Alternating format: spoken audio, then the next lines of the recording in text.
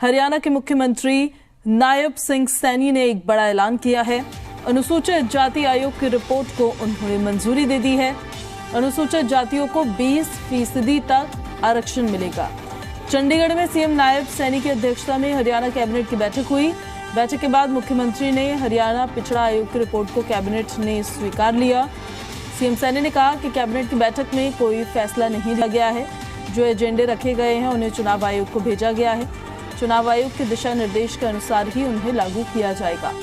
उन्होंने बताया कि मंत्रिमंडल की बैठक में अनुसूचित जाति आयोग की रिपोर्ट रखी गई, जिसे कैबिनेट ने स्वीकार कर लिया।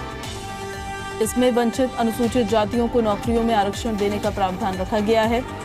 सिफारिश के अनुसार 10% कोटा वंचित अनुसूचित जाति को दिया जाए। सूबे में अनुसूचित जाति कोटा में कोई बदलाव नहीं किया जाएगा।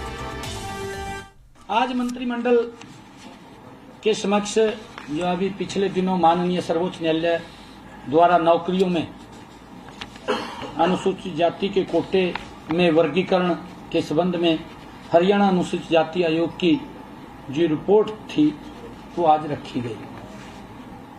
उस रिपोर्ट को कैबिनेट ने स्वीकार कर लिया और स्वीकार किया है क्योंकि चुनाव आचार संहिता लगी हुई है। चुनाव आचार संहिता उसको हमने देख करके ये अनुशंसा की है कि चुनाव आयोग को भेजी जाए रिपोर्ट। जैसा भी चुनाव आयोग उसके ऊपर दिशा निर्देश देगा हम उसको आगे बढ़ाने का काम करेंगे।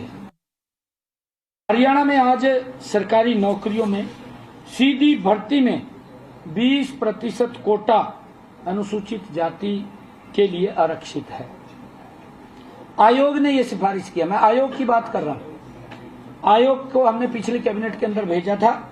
आयोग ने यह सिफारिश की है कि इसका आधा प्रतिशत यानी 10% वंचित अनुसूचित जाति के लोगों के लिए आरक्षित किया जाए।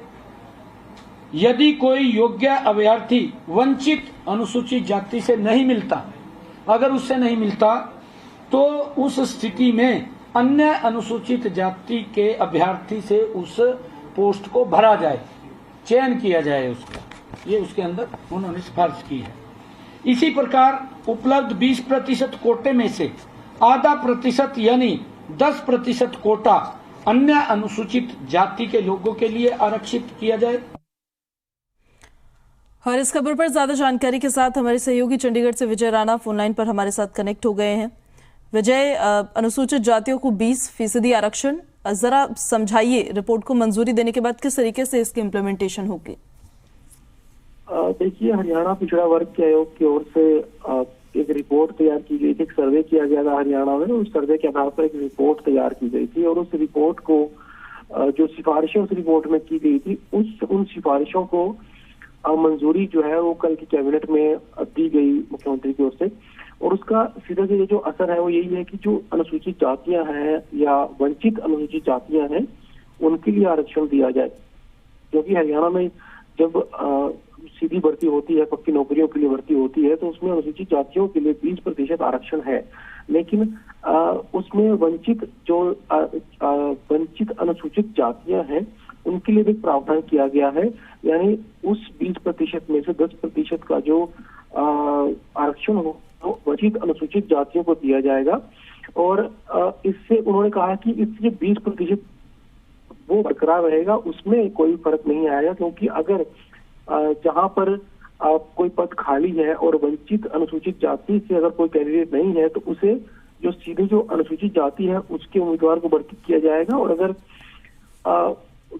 दोनों वर्गों में कहीं भी कोई पद खाली है तो वहां पर पदों की जो है वो उम्मीदवारों की अदला बदली की जा सकेगी।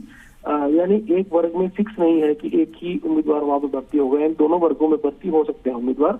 तो इस तरह की जो व्यवस्था है वो इसमें की गई है। और खासतौर पर वंचित अनुसूचित जाति के लोग हैं उनके लिए ज्यादा ये जो फायदेमंद रहेगा ये फैसला। उनको भी इसमें से 10% आरक्षण उनको भी दिया जाएगा। एक तरह से वर्गीकरण जो है आरक्षण का वो किया गया है। जी ठीक है विजय, शुक्रिया आपका इन सारी जानकारियों के लिए।